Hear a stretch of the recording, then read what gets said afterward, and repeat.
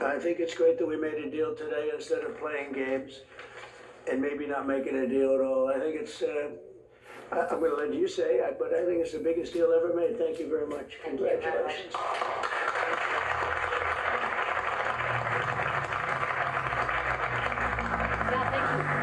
We have a deal. We have a trade deal between the two largest economies in the world. And it's a big deal, it's a huge deal. It will bring stability, it will bring predictability. That's very important for our businesses on both sides of the Atlantic. It's 15% tariffs across the board, all inclusive.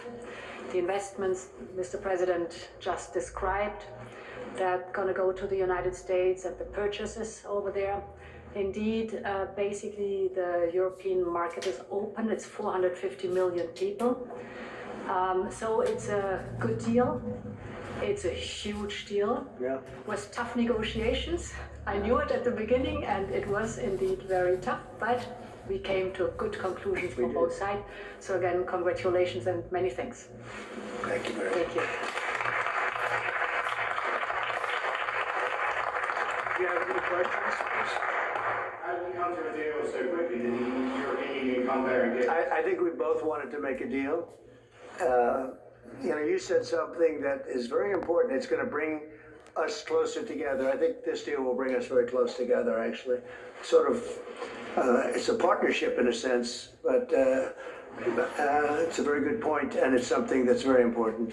But was there one issue that you need to get over, or No, we had 4 or 5. No, not pharmaceuticals. I mean, we're going to be, as you know, a lot of companies are coming into the U.S., and that's unrelated to this deal.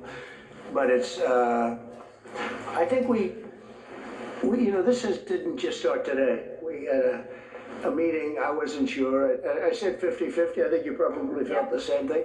But this started months ago, this negotiation. So we knew pretty much what we were getting into, and we were able to make a deal that's very satisfactory to both sides. So it's a very powerful deal. It's a very big deal.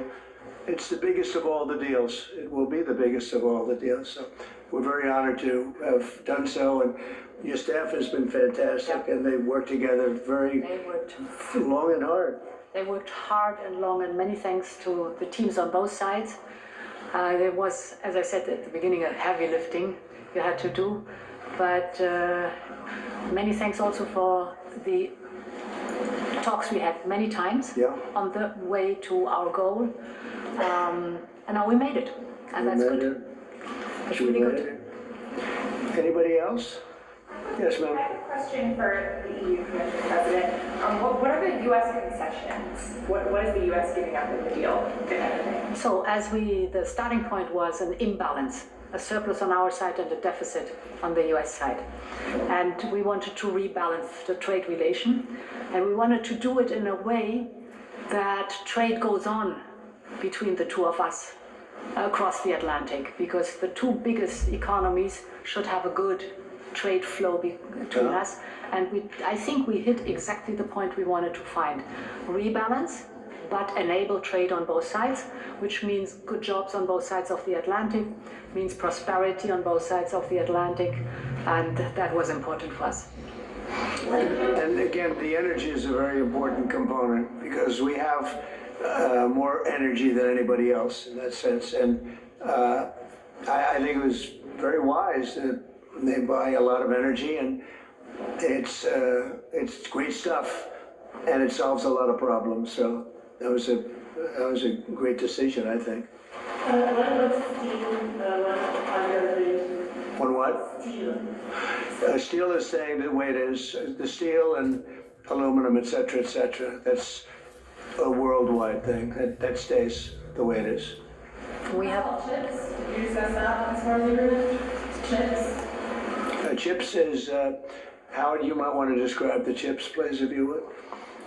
Well, the expectation is in 2 weeks' time, we're going to come out with our chips 232, And that was one of the key reasons that the European Union came to talk to the president to try to resolve all things at one time.